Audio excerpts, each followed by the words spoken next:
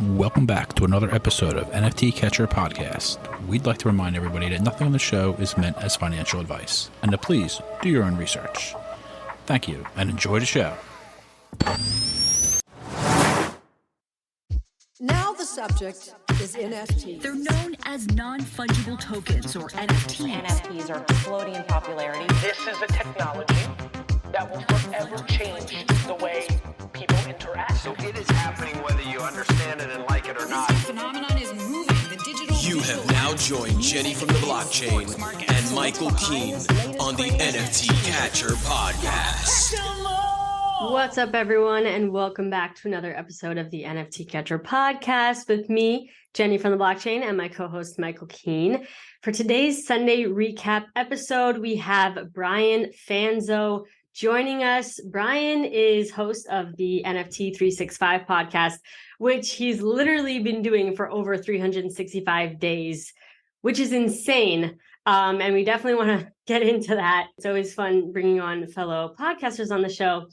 But yeah, anyway, let's jump right into this. Brian, how are you doing this week? I'm doing great, thanks. Yeah, excited to be here. It's always fun to geek out with other podcasters, especially those of us that are, there was a lot of us, I feel, in this space, and now there's a little bit less of us in this space. So excited to be here and looking forward to the conversation. Yeah. When did you start your podcast, by the way? So November 11th of last year. So 11/11/21 is when we launched the daily podcast. Wow. And you've been doing it every single day, like you've been doing a whole show. Yeah. So I did an episode every single day for 365 days. So we did it. We kind of ended season 1 on November 11th. I did 5 episodes a week that were kind of solo. And then 2 that were interview style. So it was a crazy feat. I also bought an NFT every day. And funny enough, I thought doing a podcast every day would be the harder of the 2 tasks because my goal was to buy one in the mint phase every day for a year. And I didn't realize that was going to take 4 or 5 hours worth of research every single day. So funny enough, the daily podcast ended up being a little bit easier than the buying an NFT every day. But season 2, we decided to take a little easier. We're only doing 4 episodes a week for season 2. But yeah, we made it 365. This was my 8th podcast. I started podcasting back in 2010, but I never did do a daily podcast and never would do a daily podcast again. That's for sure. Yeah. Oh my God. That is so crazy to me. Like every single day, like not even a day off. Like even if you're sick in bed, dying, like you're out there recording a podcast. I got COVID twice, and I literally, thank goodness for a remote recorder. I have a Rode mobile recorder because I travel. My full-time job is speaking, so I do a lot of traveling. But I recorded a couple from literally laying down on the couch with COVID. So yeah, it was a journey, not something I when we started, I don't think I even I made the joke and said, if we make it till through the new year, I'll consider it a win. And then once it kind of, got to some momentum around episode 64, 65, then all of a sudden I was like, wait a second, I don't think I can stop. And yeah, it was a wild ride. That's for sure. Yeah, it's wild. That must have felt good when you finished and you could actually not have to do one that next day. It felt amazing. And actually the not buying. So the funny thing is I could, I have 3 daughters that I co-parent. So I would sometimes batch record a Friday for a Saturday, Sunday, just because that's kind of how it works. Sometimes, but no, I'm only joking. But the funny part is the truth comes out. I bought the NFT every single day in the mint phase. So the thing I was most excited for on November 12th was not to mint a damn NFT. And that was a celebratory fact that I didn't have to buy an NFT. That's for sure. I love that. Did you get any big hits with your daily mint? We did some. We had Art of Seasons. I started really getting into about 6 months into some one-of-one artists. I was originally kind of focused only on PFP projects. I minted across 30 blockchain marketplaces. So I started to get a little creative on 19 or 20 of them I would not recommend anyone even attempt to do. But we got a couple one-on-one pieces from Matt Caesar, Brian Brinkman, Sabit that are definitely worth probably more than a majority of the PFP projects that we minted. That's pretty cool. That's insane. Did you mint any Bored Apes or anything like during that time? No, so the criteria that we put into it, or I made up with it, was that it had to be in the mint phase, pre-reveal. So every day I was researching one that was actually launching either that day or had previous launched, just they hadn't minted out yet. So since we had to be any project that launched from November 11th last year, and it had to be on that day, as they minted. So like November, December, January, February, I had like 40 projects to pick from. And then the last 2 months, I had like 3 projects to pick from as the market swung a little bit differently. But, we minted, World of Women part 2, we did, Crypto Chicks, we did, Women in Weapons, some of those that, pretty much January, February, March, when everything was going hot and heavy. A lot of the projects that a lot of people are really familiar with, we definitely hit those, during that kind of middle period. VFriend Series 2, and a couple others that they were just happened to be perfectly aligned within our kind of scope. I'm seeing it now because if you go on Brian's site, NFT365podcast.com/mint365, you can see like all of the NFTs that he's minted, which is super cool. I'm curious, was this super expensive? Like, how did you, like, that just sounds like a lot of money, like every single day minting an NFT. It was ridiculously expensive. And I wish I would have thought of that when I started. I don't know. There's a couple of things that I just didn't think of, we little over 180,000 USD we ended up putting into it because I own every one of them. So I didn't sell a single one. That's the other parameter of this that was made it a little bit more difficult because there are plenty of them that when I bought, if I would have sold them March or April, we could have made a pretty penny, right? But the idea for me was creating kind of a time capsule of NFTs, right? That was kind of the parameter there. So we are launching right after the new year, which is kind of the alpha part of it, that we're selling the entire collection as one mosaic. So one person will buy one NFT, and with that one NFT, they'll get all 365 NFTs included. So one person will have one hell of a time capsule to kind of keep, to maintain and hold on to. Beeple style. Maybe you'll get 69 million for it. Hey, well, it was inspired. That's how the whole thing came to life. I was there at the documentary reveal at the November NFT NYC, and I've worked with Gary Vee and his team dating back all the way to 2014. So I was goofing around with them kind of in the background, and then watching the documentary and realizing that people kind of, not only was he doing the art every day, but none of them were selling, right? The most he sold for prior to the kind of going into the Christie's world was $400, right? Of course, he did sell like a different collection at one point, but so for me, I was like, man, that's a testament to just one hell of a consistent run and doing something really cool that even when no one else was buying them, he kept doing it. So that was kind of the inspiration. We were on the train back from New York, and we came up with the idea on November 5th, and we launched November 11th, and I guess it was all history from there. Wow. Your website is really cool, man. Oh, thanks. Appreciate that. Yeah, I have a great team. Yeah, cool. Yeah, you kept saying we too. Like, who is we? Who's on your team? So it started off with just me. So I, my full-time job and what pays the bills and the, bootstrap this is, I'm a keynote speaker. So I have an agent and a team that kind of runs that side, Drew Cohen. But then, that's who it was just the two of us on November 11th. But we quickly, we launched a Discord. I have a creator coin as well. We dropped some NFTs back on December 12th last year. So with all of that, we added, 2 more people directly to the team. We added, 6 moderators. So at one point we were all the way up to 14 members of the team, trying to maintain the daily podcast, the buying an NFT every day. And then I was also traveling to speak at different events. So, I'm very blessed. It's been and everyone but the original, myself and Drew, every one of our team members came from listening to the podcast. They were listeners that jumped into our Discord, asked how they could help, and then eventually kind of came onto the team. And it's been a wild ride from, we started it with 2 of us and it was like, oh, this is a crazy cool idea. And it's kind of grown into this much bigger team that, we've launched. We have a metaverse where you can walk through on Spatial. You can actually walk through the Spatial and see all 365 NFTs. And that was designed by one of the members on our team who happened to also design our NFTs as well. So the team is definitely, born on Web3, and I definitely couldn't have done it without all of them. Wow. Yeah. And who does a podcast every day for 365 days in a row? of course, it's a professional speaker. Like, it's like, it only makes sense, that's probably why you were able to actually accomplish this, because you have a lot of experience in speaking, you have a lot of practice. Like, that is not an easy feat. And yeah, I feel like that makes a lot of sense to me. But man, keynote speaker, that's cool. I did not even know that about you. How did you get into public speaking, like, professionally? So yeah, I mean, I don't know many people that's like their job. So my mom likes to say I came out of the womb talking, and it just took me 35 years to find a job that paid me to talk. So that kind of worked out. But my background, I worked in cybersecurity for the Department of Defense for a little over a decade here in Washington, D.C. And I got into cybersecurity really early, before it was ever called cybersecurity. And so I kind of quickly got promoted, and I ran a really large team.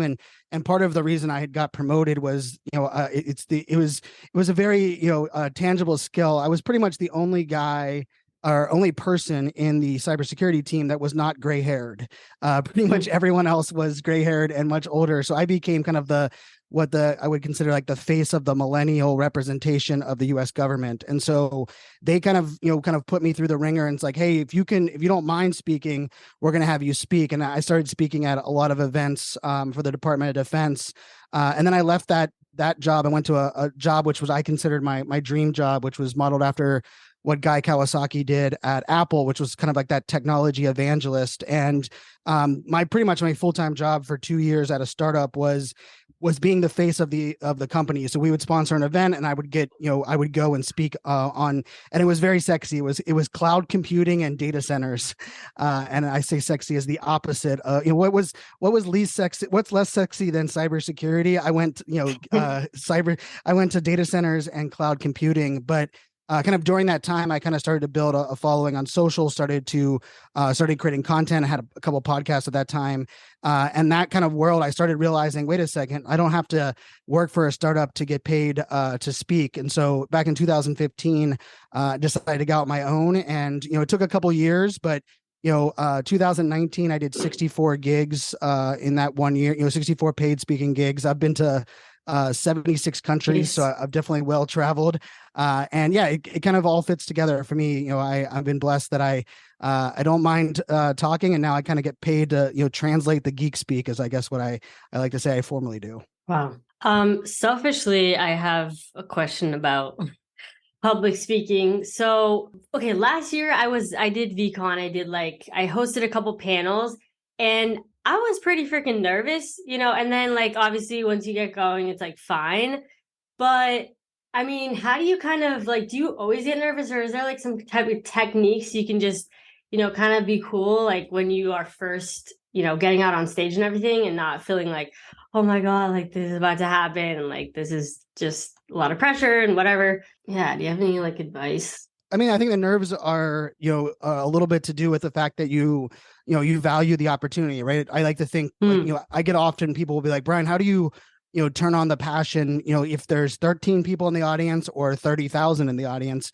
And for me, it's always about like, I respect that people are giving me their most valuable asset, which is their time, right? Like how amazing, even with a podcast, right? We are so blessed, as podcasters, that people are spending part of their day, part of their week, many days of their week, listening to us. And so I think for me, like the nerves to me aren't, it's one of those things you either have to find ways to like kind of set yourself up to work around them, or you just kind of embrace them, kind of for what they are. Like I know a lot of speakers, I coach a lot of speakers, or that was actually what most of my online representation was prior to Web3 was I ran a couple of masterminds coaching speakers. And, the thing that I always tell speakers is that, it's not like a NASCAR race, right? When someone goes on a NASCAR race, they're hoping for a crash, right? Because like that's part of what you go to NASCAR for. But for speaking, every single person, when you attend an event, I was at VCon, a great event, but not one person there at VCon went into a session and said, I hope the people up here suck, or I hope these people bomb, right? Everyone there is actually cheering for you because they want you to give the best performance you ever have on stage. And so like, when you flip your mindset to recognize that everyone out in the audience is cheering for you rather than worrying about disappointing everybody, right? Like it's kind of like almost a flip. And usually that's once that mindset flips, then oftentimes you kind of embrace those nerves a little bit differently. But I don't think nerves are a bad thing at all. Mm-hmm. No, Oh, thank you for that. That was great. And then you said that something that I remember you saying earlier in the episode was you had like 9 different podcasts. Like what were all your podcasts about? Well, yeah, most people don't know the 9 because if you added all 9 of them up, they didn't equal the amount of downloads I've had for just the one that I've done for the last year. So, but I did a lot, so my initial ones, one that people would know is called FOMO fans, which is the fear of missing out. And I was just about early adoption culture. So I actually recorded on Google Hangouts, and we talked about things like Google Wave and Meerkat and Blab and a lot of early.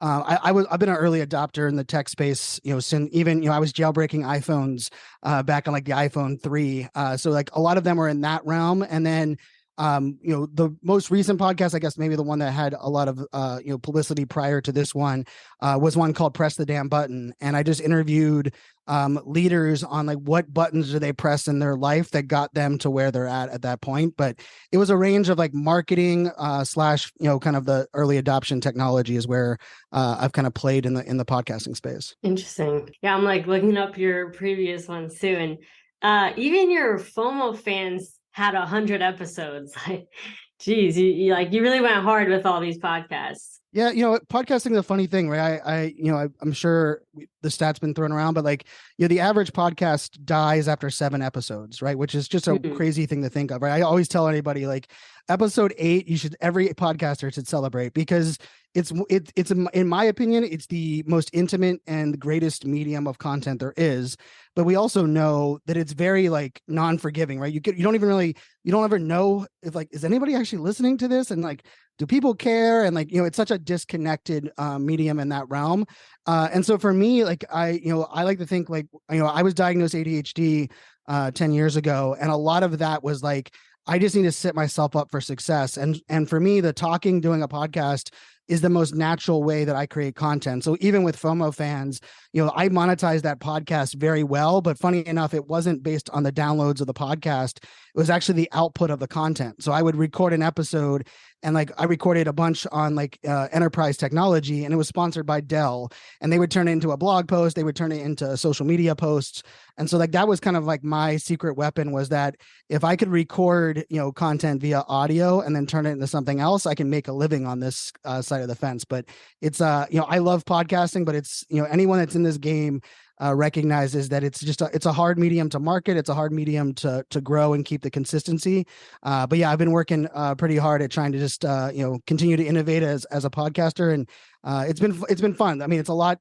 I love podcasting a lot more than I did, I'd say 8 years ago, because it was so much harder to, even create a podcast or put it out online. Like it would take, I remember 5 or 6 hours to create the FTP file, to tag it, to upload it to some random server, to connect it to the Apple side. So, I think the podcasting, space itself is without question my favorite medium. Yeah, that is so true of like it is kind of weird how, for example, if you make videos, people comment on the specific video.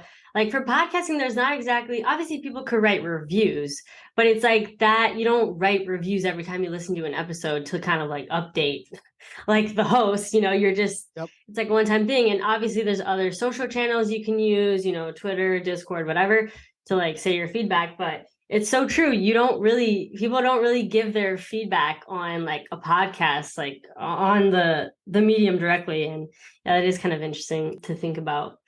But yeah, Michael, you have any more questions about Brian or podcasting? Yeah, I mean, it's actually really cool to hear your story and all the things you've gone through. You've done some really cool stuff.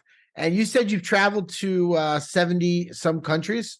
Yeah, 76 countries total. The only reason I know it is with my security clearance, I still had I had to, up until country number 70, I still had to get clearance to travel. So they kept tally, and then my clearance was given up. So that's only, I didn't randomly count, but yeah, so I've done 6 since then, but yeah, 76 total. Cool.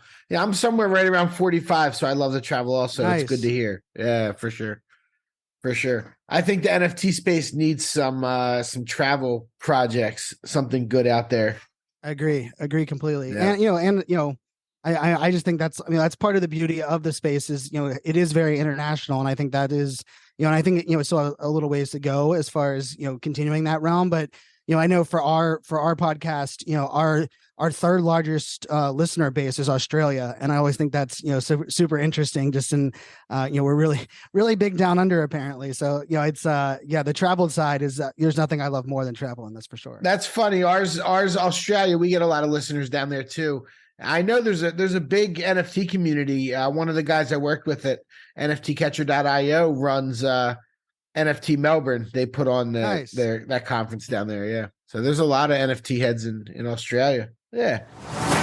Did you guys obviously the biggest news in NFTs this week, the brand new meta is the collecttrumpcards.com.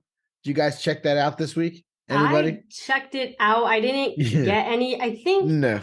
How many are there? There's actually kind of a lot. Like I was surprised. Yeah. 45,000. 45,000.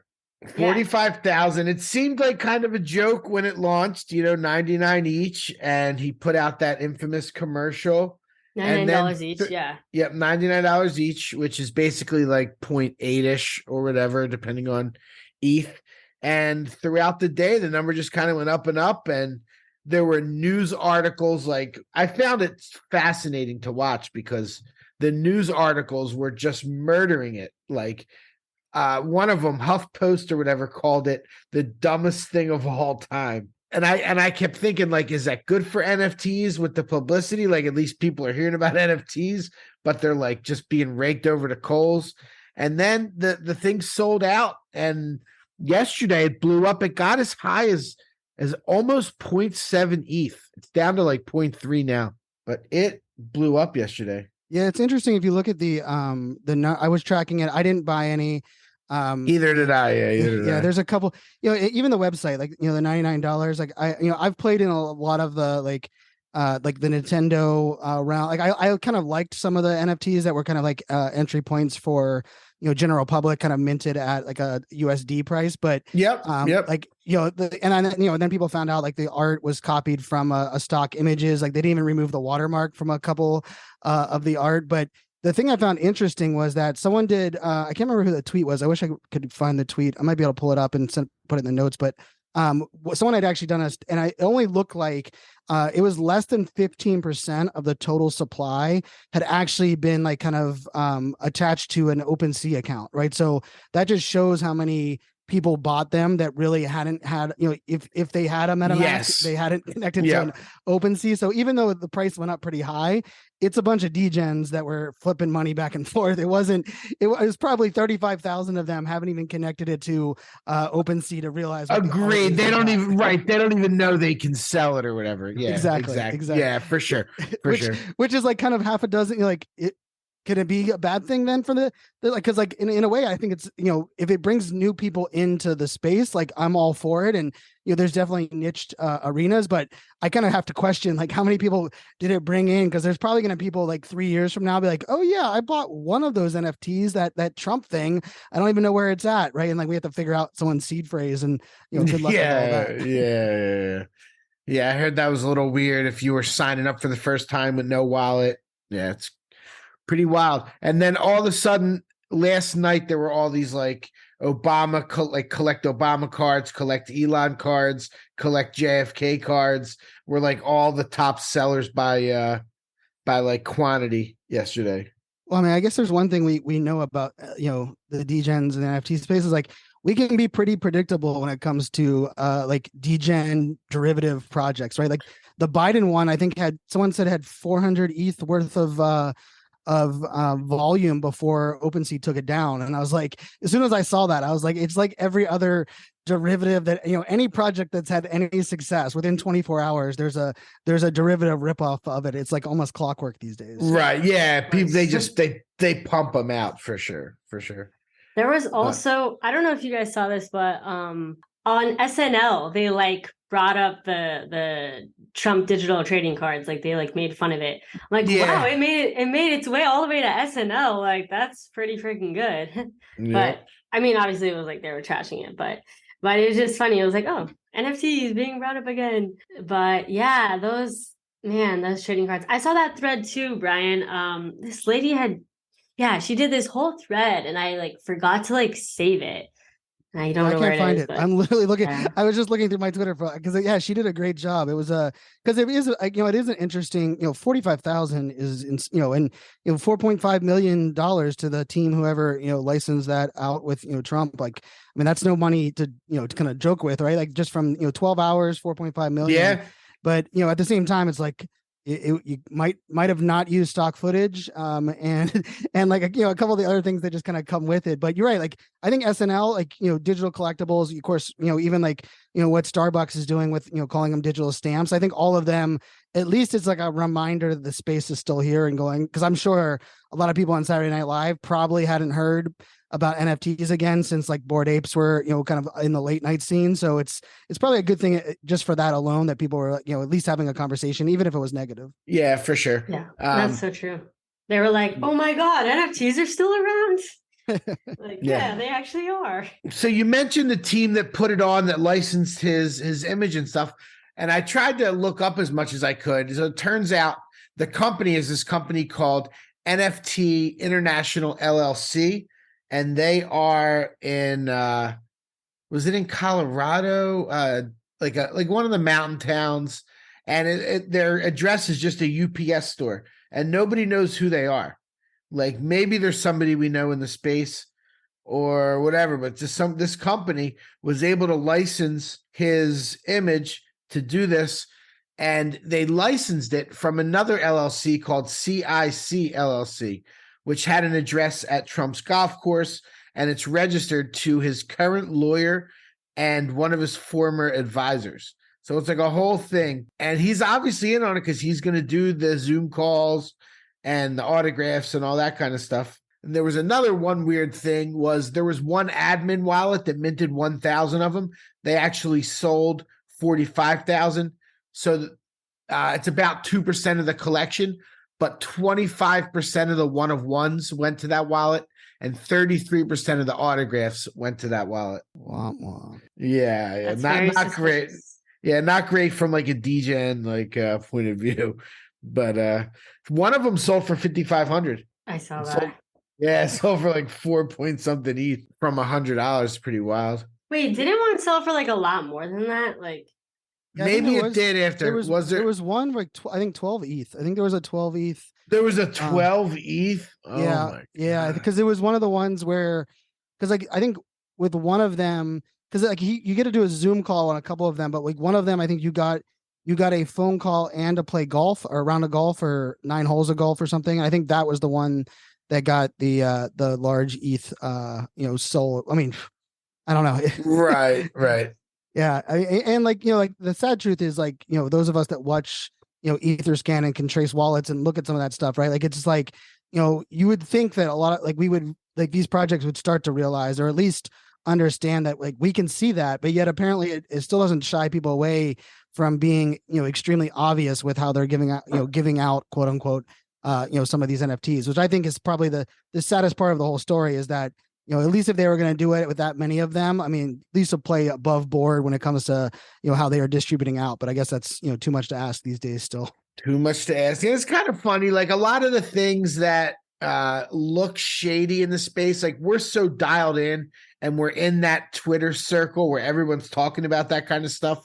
I think a lot of people, it just goes over their head and they don't even know. Without question.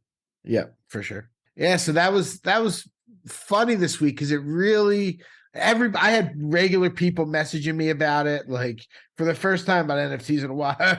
Did you hear about this Trump thing? My mom was like, did you hear this stupid? Because my mom like hates him to death and like anything, so she's like, did you see what he did? This, and I was like, well, they're worth like 3 times as much as people bought them for. It's not that stupid. Yeah. And I think I even saw Youth's founder. Oh yeah, Frank. Okay. Yeah, Frank. I'm like, why did I forget Frank's name? He's like, honestly, this whole thing was like genius, and like he really like praised the drop and everything. Obviously the art was lacking, but I will say I did like that there was like utility to these where I was like, oh, if you bought 45 or I don't know, something where it's like, oh, you can have dinner with him. And just like, there was actually, it wasn't just here's these, digital trading cards and nothing else with it. Like there were some perks, which is nice. It's like, okay, well, at least there was some utility, because a lot of times when we see these celebrities or people that are well known, do these drops. It's like they don't really add utility, and they just kind of think, oh, people would just want to own this because it's me. So at least whoever advised them kind of, did that part of things and made sure there was some type of utility there. Yeah, it was well put together as far as a drop goes, with people being able to use credit card or crypto. Yeah. And were the utility random on the tokens, or I think they're doing a sweepstakes is what I thought, but maybe that was what the reveal was. Like, cause Brian, you said the person sold it that had like the golf outing that was attached to some of the different tokens. So I think some of the 101s that were in the collection had the utility was like in the properties.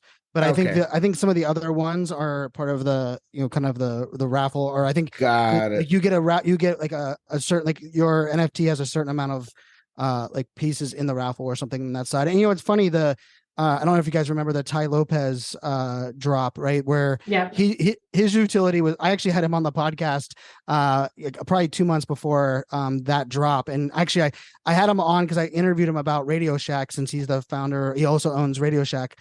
I was asking him about what does he think about NFTs for like businesses like that? I didn't even ask him for his own drop, but it's funny because the utility maps very closely to what Ty Lopez did, except it's a former president, right? Like in the scale, like I don't know if like watching a movie with Ty Lopez over Zoom, to me was not worth like the 3 ETH that he was trying to get for it. But for some people, sitting with the former president for that long, like might be it makes a little bit more sense in the utility drop, I think, in my opinion. Right. Yeah. I mean, hey, Ty Lopez did it first. So no, but yeah, I did see some people on Twitter bring that up, and I actually like Ty Lopez. I used to follow him.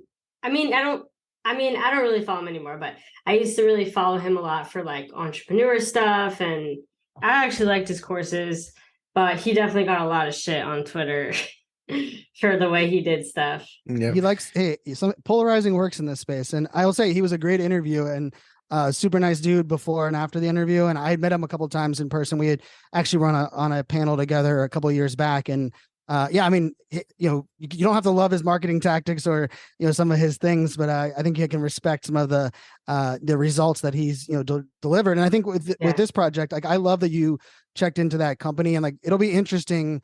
I'm sure it'll come out eventually, who was involved in helping. Like, I think a lot of the mechanics, even the email sign up, like one of my friends that did buy one, he was like, Brian, how do I get it from my email into that open, I can't remember, I think he called it open ocean thing. I was like, you mean OpenSea? Like, I was like, what do you, and I mean, but their email, like, whatever they were using for like that, the, holding wallet, the 2.5 wallet, non-custodial, seemed pretty legit, because I walked him through it just via text message, and he was able to migrate it to his wallet that he needed. There was like they said it would take like an hour, and it did, and then it showed up in his wallet, and he was able to put it up for sale on OpenSea. So kudos to whoever the team was kind of making that work as far as the mechanics, especially at 45,000 NFTs. That's a lot of traffic. Yeah, sure is. It's probably not their first rodeo. Yeah, doubtful. Yeah, right, exactly. But no, I mean, it was well done, and the fact that it did its thing. It sat there all day, anybody could have bought as many as they wanted. And you mentioned the 45, Jennifer. That was, if you buy the 45, you get invited to a gala at Mar-a-Lago. Oh, okay. Yeah, a gala. So, somebody was saying, imagine like during if this came out during the bull run, and for 4,500 you get that, like everybody would have been spending, like 3 ETH on it or whatever it would have been at the time. It would have been an interesting like Web3 NFT takeover if it had launched 6 months ago. Right. Like, all of us would have we would have ghost minted it, not even like thinking twice about it, right? Like the amount of wallet, and I had a couple of people that reached out to me via DMs. They're like, Brian, which one of your burner wallets have your Trump NFTs in it? I was like, well, surprisingly enough, I didn't mint this one. But you're right. 6 months ago, if that came out, I don't think the average Trump supporter Web 2 person would have even had a chance to get one of them, especially at that price point. Right, yeah, for sure. They would have been gas war or whatever. They would have not know what they're doing. Yeah. Funny. And they did it on Polygon. You mentioned Starbucks. They're also using Polygon.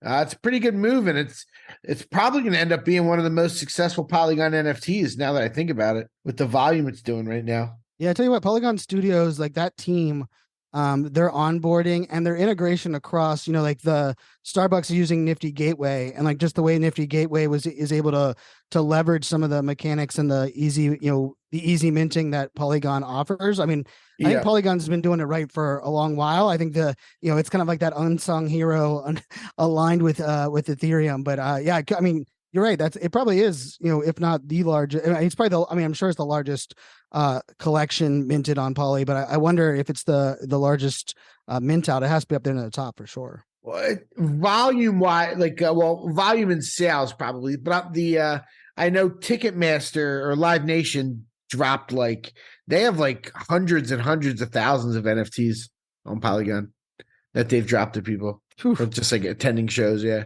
But Polygon, talking about Polygon, I mean, they are like you said, they're going to be one of the winners in this, because we've talked a lot about, Ethereum is not going to be able to be the blockchain that does 1 million transactions all the time for real small amounts. It's just because sometimes gas will go up to $100 and it's just impossible.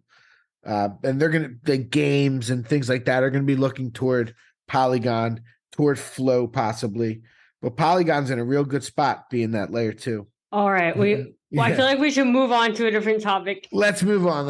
Yep. One thing I noticed, I love flips.finance. I go there every day, multiple times. It changed to degenz.finance. And I need to figure out what that means for my degenz.finance. When you go flips.finance, that's where it sends you.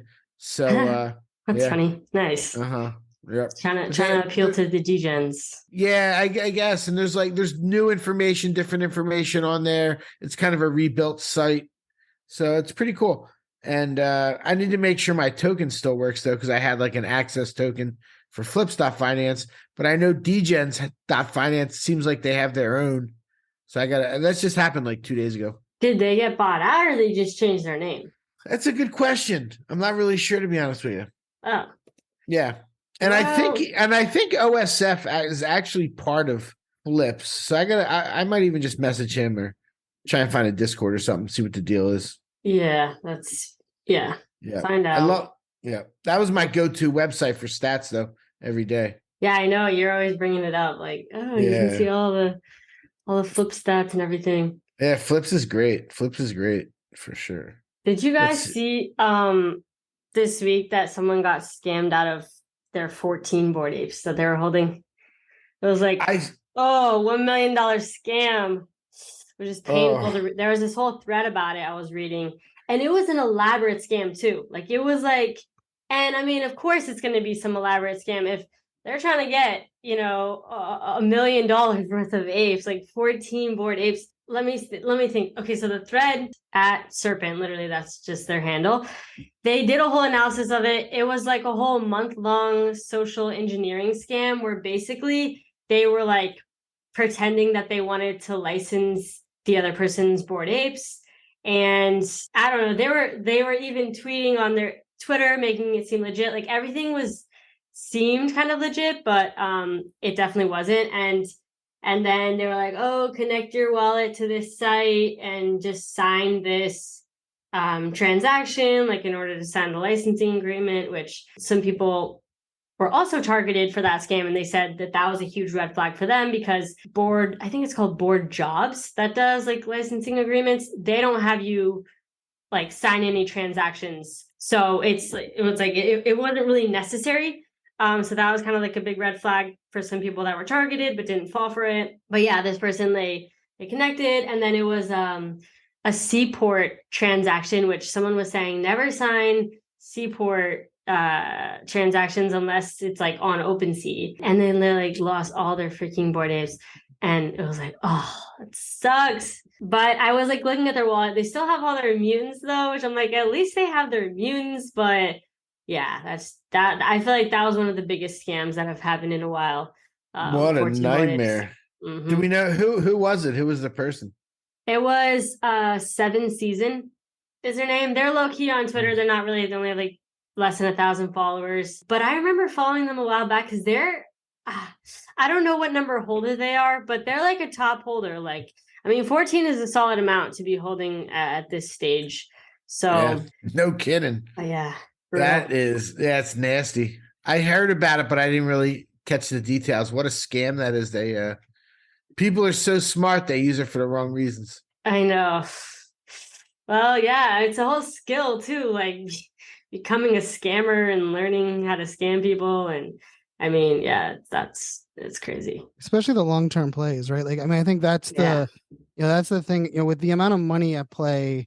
I worked a decade in cybersecurity, and like part of the thing that's interesting is like, because the money is so high here, and it can be, how long can I make this play to get someone to click a button 5 times, which could be sending me multiple millions of dollars, right? With very little recourse, although we have seen some recourse in the space. Like, the long-term play, I have a friend who got social engineered about 3 months back, and it was a 2-month long, LinkedIn. They actually targeted them through LinkedIn, a long conversation. And it ended up being a hack through a PDF that they ended up sending over with an offer for an influencer project. And the PDF actually happened to run something, when they downloaded the PDF to the computer, ended up popping up the MetaMask. And unfortunately, they unlocked their MetaMask. And at that point, they were kind of owned. And, when I was going back and forth, I actually had a Zoom call with them, a couple other friends that were in the kind of cybersecurity space, seeing what we could do. I mean, it was 3 months of, constant back and forth, never kind of red flag. Like, they had emails they were posting on their LinkedIn, like normal things, like on a regular basis, not just, like it wasn't just like one account that kind of do it. So, I mean, I think that's that is the truth of the space, is that the money here makes people okay with like a very drawn out, long social engineering play. And I think, it's just important to have our guard up, even with people that were like, hey, we've been interacting with them for 3 months, 3 months of interacting with someone to, milk out almost $1 million worth of NFTs is doesn't seem like much of a time for that kind of return. Yeah, exactly. It's like they're willing to put in the work if they're going to, get a pretty big payout at the end of it. Yeah, and it sucks. And it's like, I think this guy even had like a call with them, and it's like, people will go to great lengths in order to scam you. And man, it's just, it's always a good reminder though, of like, be careful, take your time with things, just really don't trust anyone. Like, it sucks. You kind of have to be very skeptical in this space. Like, you really do. And you have to like, go into it with not trusting people, and then kind of they have to earn your trust over time, and you really need to vet them as much as you can. But that's very unfortunate that still happens. And sucks. But I wonder how many Bored Apes are stolen. Seems like a lot, a sizable chunk of the collection.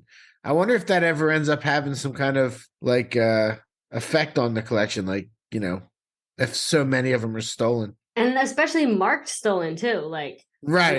It's a weird dynamic. Yeah, we have to wait for Franklin to figure out a way to pick them up, and then he seems to have the plethora of them. Yeah, I know a lot of the ones he plays with are the stolen ones. Yeah. Yeah. I wish there was a way, because like sometimes I want to try to Google like how many Bored Apes are marked stolen. It's like that kind of stuff just doesn't pop up on Google. I guess we're so early still. Like, you can't just Google certain things. You need to like right. Or like what was I gonna look up earlier? I wanted to look up it was about the Trump NFTs, and then I'm like, I'm not gonna get any results from this. That's all you see. When I searched NFT news today, it was like 4 pages of Trump NFT stuff before anything else. Wow. Yeah, it was big. It was big news. So. Yeah, it made all the national news services, like everyone wrote a story about it. Mm-hmm. Yeah, his infomercial for it was entertaining. I will say that. Yeah, I briefly saw it, but yeah, that was entertaining. It's your favorite president. Yeah, I mean, honestly, he really didn't have to say much. Like, as long as it was him saying, "Hey, I'm coming out with this thing," like, people are gonna buy it.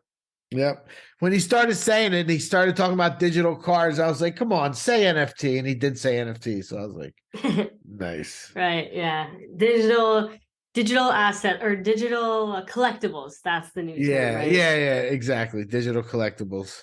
which, speaking of digital collectibles, Cryptoys Wave 2, MOTU Wave 2 drop happened this week. I got a couple cubes. I ended up, what did I get? I got a rare, what is it called? Trap Jaw or something? I don't know. I'm not a huge Masters of the Universe fan, but yeah, it was fun. I got like a rare one. I opened it on like the Cryptoys stream and everything. Yeah, it was cool that they came out with Wave 2 so quickly. I'm like, whoa, I was not expecting that. Yeah, and we actually have, Steph was nice enough to give me a code, not a code, a link. So we're going to put this in the show notes, and all of our listeners are able to fill it out. You put that you came from the NFT Catcher podcast, so she knows what pool to put you into, and she'll pick a winner. So, giving away. Yeah. Okay, so we're giving away a Cryptoy cube. Yeah, Master of the Universe. Yep. Nice. Okay, cool. I have 2 of them. I haven't opened them yet, though. Oh, you can. So you can. There's like 3 phases to it. It's like it can be in the cube, and then you can open it to. I forget what it's called, but it's like the blister pack. Yeah, like the hanger pack or whatever. Yeah. And then you can keep it as that, and that's an NFT, or you can open it again to where it's actually like the playable like action figure that you can like play on their little game that they have and stuff. So yeah, most of mine are still cubes, but I have a couple wrapped. I have a couple opened all the way. I try to keep them in the cubes though, because it's kind of fun keeping them in there. Yeah. What else is going on? What did you say Doodles did this week? Doodles. Okay, so first of all, everyone's always kind of mad at Doodles for not communicating enough. And so finally, Poopy, who is co-founder and NFT lead of Doodles, made an announcement in Discord. It's not on their official Twitter, but it is in Discord. And he was basically saying like, hey, I know you guys are all waiting to reveal your duplicators and the Genesis boxes. And he's saying like, don't worry, it's going to be worth the wait. Yeah, he said a couple things. He said, 1, duplicator first utility will be revealed in January 2023. So coming up next month, we'll find out the first utility for the duplicator. 2, the Genesis box reveal will fast follow the duplicator. 3, Doodles 2 closed beta starts sometime in 2023. So, and then they also said that they're like basically, oh, sorry for the delay. Here's why, blah, blah. And then they said that they finally found the home for Doodles 2, like which blockchain it's going to be on. So, and they didn't reveal which one yet, but so yeah, that's kind of the news. I guess it's a bit of an announcement, like, oh, here's when our, announcement is going to be, but I don't know. I thought it was good information to know. And yeah, Doodle holders seemed happy about the info as well. So yeah, just a nice little update from Doodles. That's what's up. Yeah, I saw you post it, but I didn't get a chance to read it. Brian, what are some of your favorite projects that you're into? I know we talk a lot. There's a lot of different projects we talk about, on this podcast. I heard you say you worked with Gary Vee before, and you bought, V Friends Volume 2. But what are some of your favorite ones? What's some of the stuff you're into? I mean, I guess I have a wide range of some of the OG ones. I'm a original Crypto Dad holder. Was one of my original projects that I still hold and love. And they're going through a new ownership, a new group of owners from the community, which is a fun one. Lazy Lions is a project that I've been in for a long while as well. A couple Jennifer's favorite, Lazy Lions. Oh yeah, it's a fun it's a fun journey some of these projects have been on. Since, sure. Since the original. Well, I don't mean to cut you off there. I'd like to hear what else, because it's a little bit of a different subset that than we typically run with. Yeah, so I mean, a couple of ones. There's a project called Ape Liquid that I'm pretty heavy into now. I actually had the founder on my podcast back in April, and I wasn't too sold on the project itself. I was, still figuring it out. But they just actually launched, and actually the game is actually playable in their ecosystem, and they kind of have a super community of ways that you can kind of play into the project. They have their own token that is actually liquidity backed, called the Metal token. So I'm a big fan of what they're kind of building. And then there's one Bulls and Apes is one that I'm not sure if you guys are familiar with that one. It was the one that came out with a 6-month money back guarantee back at NFTLA. But they've been on a hell of a run just the last week and a half. They've held above mint price since launch, but they went from about, I think floor was about 0.5, 0.55 for the last many months. And I believe they crossed over the 1 ETH floor this week for the first time. And Really? they have God Bulls, and they have a lot of tokenomics within their project. And they actually just lined up with Bubblegum Kids, Lazy Lions, and Non-Code Ducks can all stake within the Bulls and Apes, inside of their staking contract and actually earn some of their token as well. So those are two that I think I would say they're the more complex type projects that have multiple, moving parts and tokenomics, but I'm kind of heavy into both of those.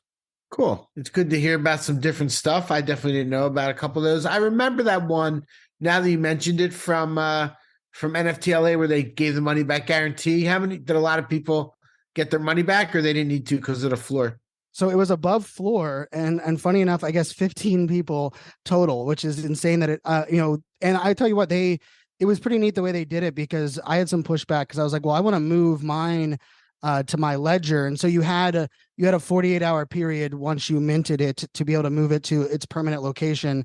And as long as you hadn't, moved it from that wallet in the 6 months, because the floor price was above the entire time, I was surprised that there was 15, but only 15 out of 10,000 is pretty, impressive. And, they're moving in kind of a couple other phases. And, I think with any innovation in this space, it's, a lot of it seems shady and a lot of it seems like you have to kind of question it, but, they did come through, and, the 15 people were able to kind of do that through, their website pretty easily. But yeah, only 15 kind of took them up on their offer, 6 months later. But, I know a lot of people that jumped in that project as their first NFT because they didn't believe me, but they were like, oh, money back guarantee. Sure. I'll jump in. And most of them that kind of helped onboard into that one are still extremely active in that project. So, I mean, kudos to them for, that mechanism, just at least giving people a little bit more security coming on board, even if people didn't use the mechanism at the end.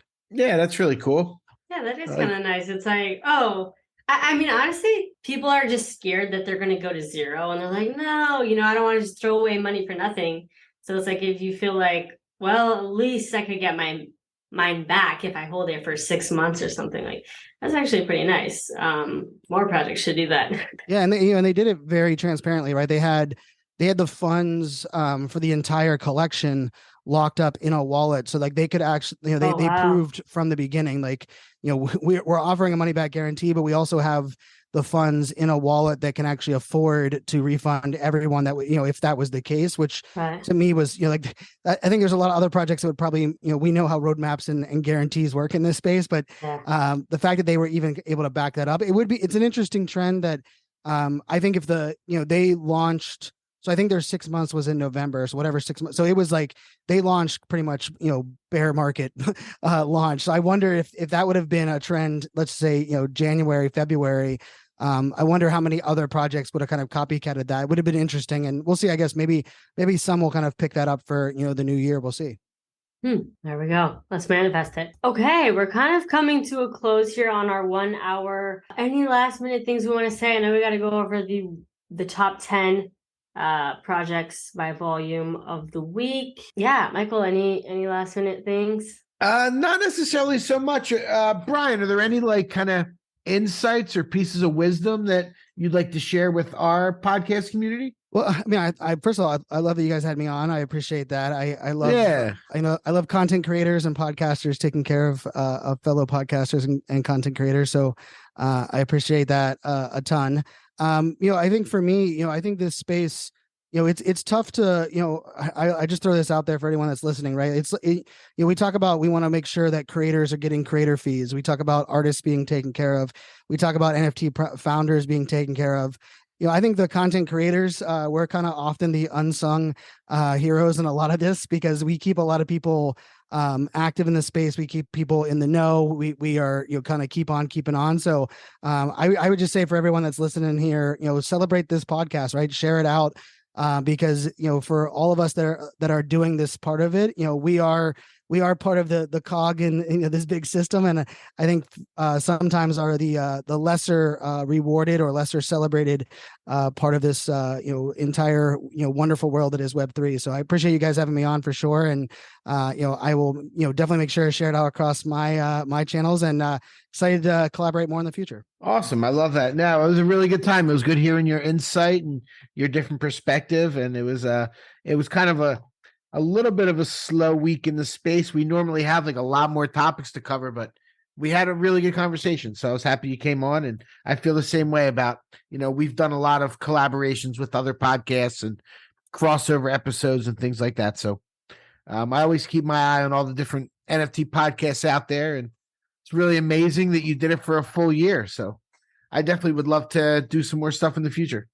For sure. Yeah, that will make it happen. That's for sure. Cool. So yeah, we end each episode with the top 10 NFT collection rankings by sales volume over the last 7 days. I get it from CryptoSlam, so it pulls like from the different blockchains. So we kind of catch if anything hits from like Immutable or Solana, whatever it is. But I'm going to start going over them now.